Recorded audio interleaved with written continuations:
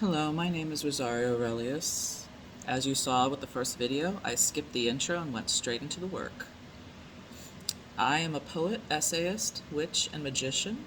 I have written poetry for over 20 years and am now compiling my work for publication. I have recently published my first book of poems, Forgotten Echoes. This is a series of poems inspired by Wicca, Gnostic Christianity, and Jewish mysticism. It's now available on Lulu. Another wonderful publication recently released is the Absolutely Poetry Anthology Volume 2, featuring excellent work by 76 poets from around the world. I will be reading from this in future videos.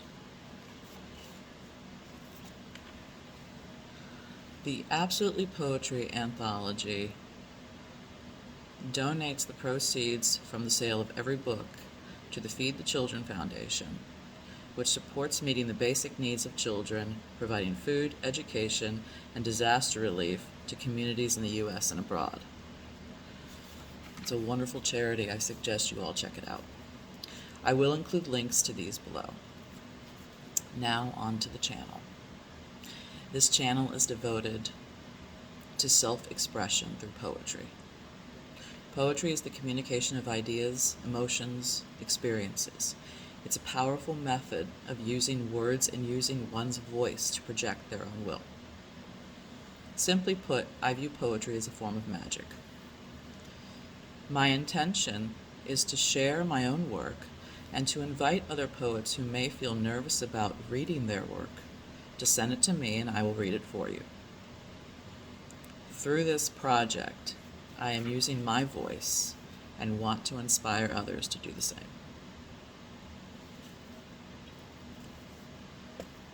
Tonight, actually this morning, I meant to record this last night, but I wasn't feeling well. So this morning, I will be reading a poem by a favorite poet of mine, Aleister Crowley. Aleister Crowley was an English poet, playwright, magician, mountain climber or mountaineer, and many other things, who lived from 1875 to 1947.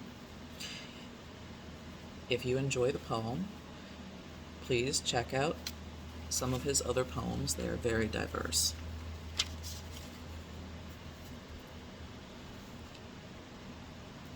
This morning's poem is titled Rosa Decidua.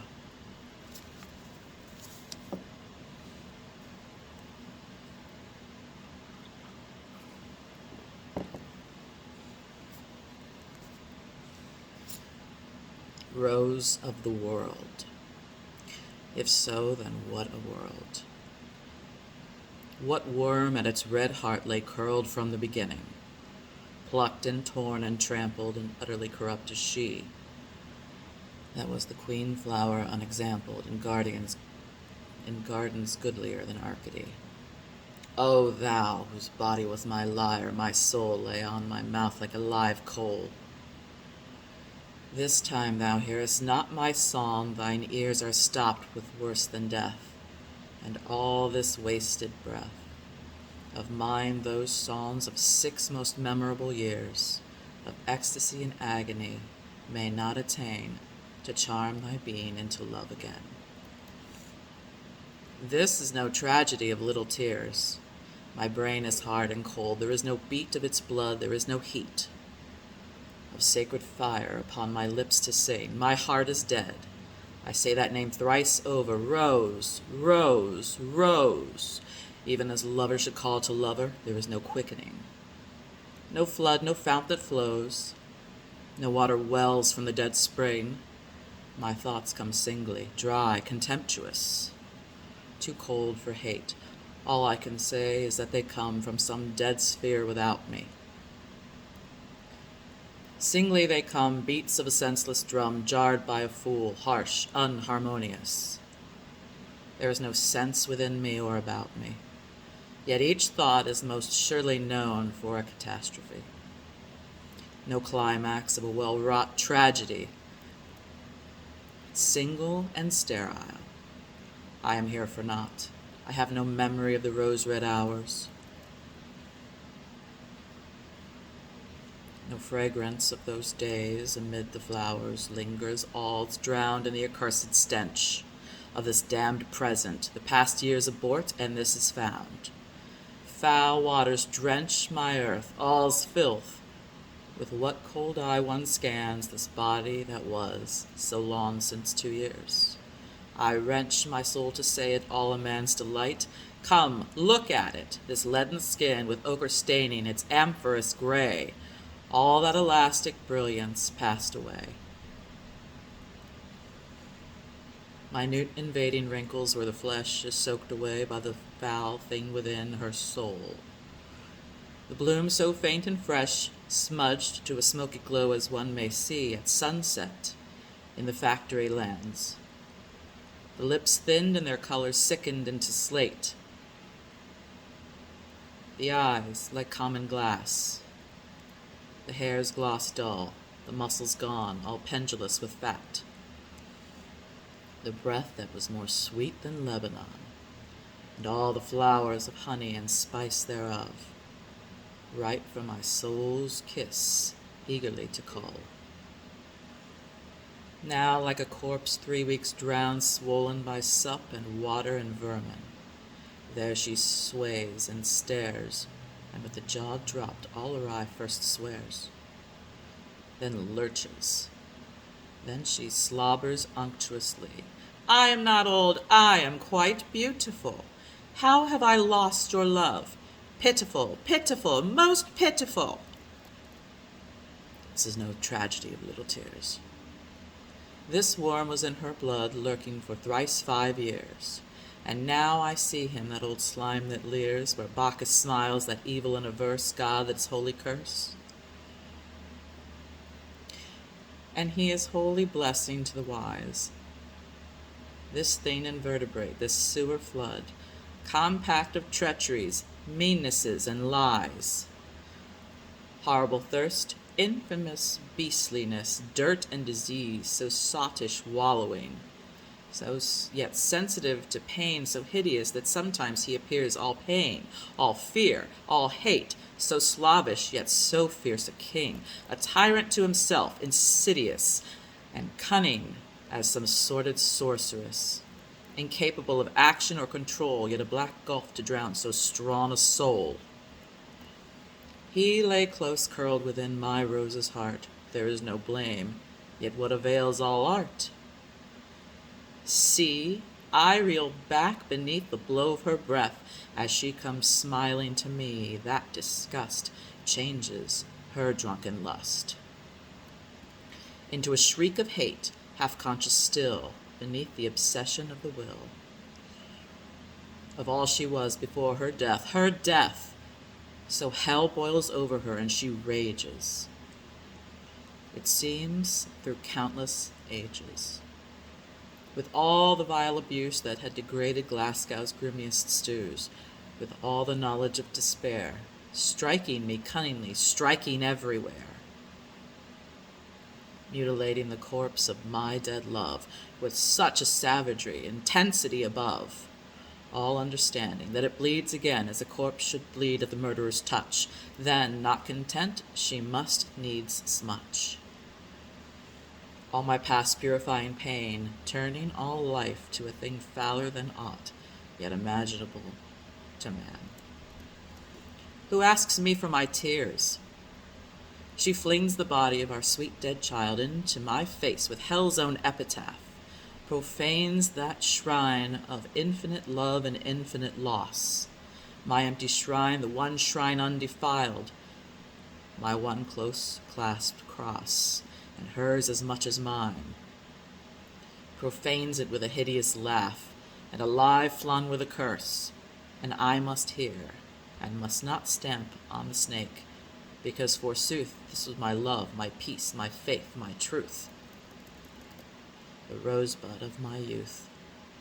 It was, it is not, it can never be. This would corrupt God's body with a breath I see him sicken and swoon. I see him rot through his tabernacle be eternity. This makes a man catch hold of death greedily like a harlot in the street that plucks by the arm of some sot. Death shakes me off with a hoarse curse. Tied to this woman, his beneficence were to like heaven, and heaven somehow to earn. No doubt, no way that I know, hell's enough, if hell would only burn, and silence the one devil word of love. I, death slinks off. I have a child that claims my life, to keep from knowledge of her mother's fate, to keep from heritage thereof, to shield from the world's scoff, to watch stamp out the seeds of madness in her. God, that hast held me back from hate, be merciful to me, a sinner, and warding me, warding her. As it is written, excepting Adonai build the house, they labor in vain that buildeth, and again, excepting Adonai keep the city, the watchman watcheth but in vain. God, if there be a God, be thou my neighbor. And if that God have pity, have thou pity. For never a man was smitten as I am smitten, nor from times yesterday to times tomorrow was there a sorrow like unto this sorrow. How many hours was Christ upon the cross? How many days in hell? But I have hung from the day of infinite loss, watching her degradation into dumb 3 years. 3 years! And now who asks me to shed tears? Let a man pierce my side, I warrant him nor blood nor water flows. But such a poison as Locusta never distilled from toad, asp, viper, scorpion, nightshade, gall, orpiment, Jews' hearts, old women's tongues, by monstrous arts. But this my poison drips without endeavor from the mere soul of the world's rose. What alchemy of hell this Ranyan Venus has skill of. Wonder that I live. This has been like a bagpipe drone to wail its monotone through high, low, fast, and slow. It has been like a secret cancer, forcing all servants of the life to give their work to the usurper. All its themes assail the main word life. They build their archipelago of poison in each sea where life was holy. Their questions have no answer, but all is converted to the abominable, soul-sickening thing that one is tied to. This is I. Just as God is his nature holy, involved therein its tune, its motive, its quintessence, there were no meaning in spring's aspen spell, where man's sole treasury, the sky, made bankrupt of his presence. Only this God is a black fiend of blood the babes drank weaned, and fattened on what? Liquor and meat unnameable by all the giant horrors that haunt hell. These years I have watched her fade, my masterful love, and all-embracing pity strove, like athletes in an amorous bout, to make some child to tread upon that snake. But ever the worm slipped, escaped its spires, here crushed him. They rose the stronger for the pressure. They gave it purchase, keener flamed the fires, in its eye triumphant. Now its soul asserts its master pleasure. The worm exerts its adult might, and in one bout the spine snaps of that child of love and pity, and mangled he falls out of the fight. Just so child Hercules strangled 2 serpents in his pretty red fists, achieved 12 labors, one to ease, and was done down to death and madness by the subtle poison that himself distilled. So all the God in life is chilled to a corpse. The informing one, God's a cast clout of a leper. Leave me here, corruptest of earth's whores, to scrape my sores. Cry like a dog and run about the city. There is no word left. Now the deed is dead. No thought of her is in me. I am a stranger to all that dream of danger and bliss that rose was. The green shoots of life that spring in me are fed, not even on the mire of her decay. They spring from other roots. Now I am cleansed of her, I am, so to say, a man part paralyzed. One limb is dead. In feeling as in motion, this remains to ask. Will all catch death? How soon? This head excites its miserable brains to think the word it knows by intellect to be the right word pity, then reflect. Pitiful, pitiful, most pitiful. The pity of it. Think of the love past. Blossoms too beautiful. Think of the hardships conquered comrade-wise. Think of the babe and its most piteous end. All these things sound like lies. I do not comprehend any of them. Pity, pity, pity. 'Tis like the dripping of some stagnant rain from the housetops of a ruined city upon the flagstones. Not one petal clings. Upon the stalk of life or memory, stain. Not one pale thought with blushes. My soul's dead, as a corpse flung out on the tideway, on the stinking flats of London mud. The springs are dry beyond appeal, dull gray like lead, and heavier as my soul's carry-on. If she came pleading now, pure, passionate, and sane, I would not take her back again. I am warned. That's one word. Let my own back feel the lash. All the power of love is burnt right through to ash. Bray it in a mortar, mix it with gall and ink, and give it to the children for a drink. I'll wait till she is dead to bring those tears, I doubt not, in the garden of my heart. When she is torn, that flowers will bloom again. May those be flowers of weeping, flowers of art.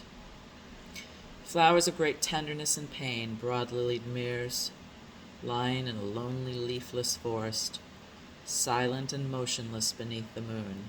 I feel my weakness, O thou soul that soarest into a heaven beyond imagining on the unfaltering wing of the magic swan. I know this tune should swell to a strong note, a triumph note, blared through a trumpet's throat, to tell the word I am no coward, or else sob in sweet minor, soft as Asmodee's chant to the nightingale.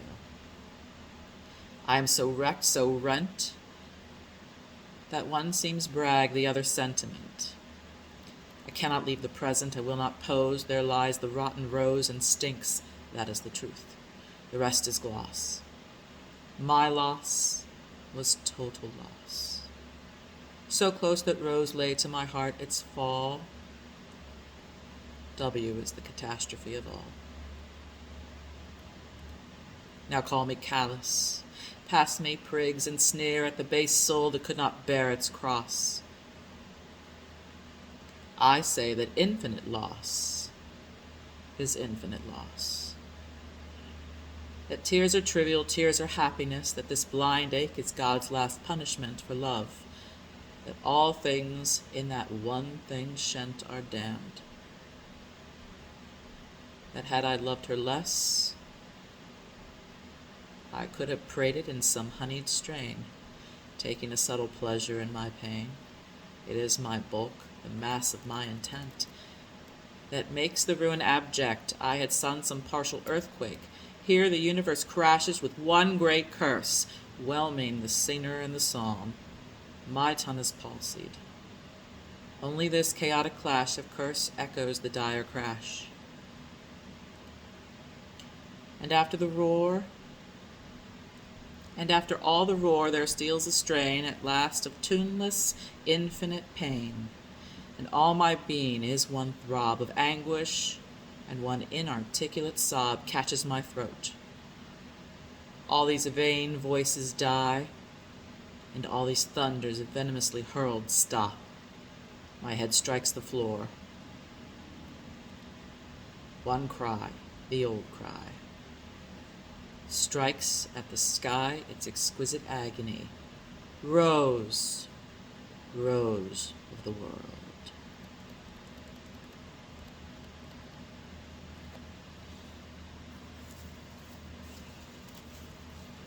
If you enjoyed this content, please like and subscribe.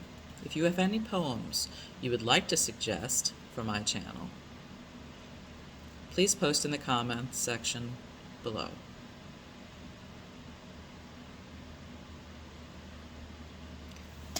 My aim is to produce videos every Friday, but we'll see how that goes. Thank you very much and have a great day.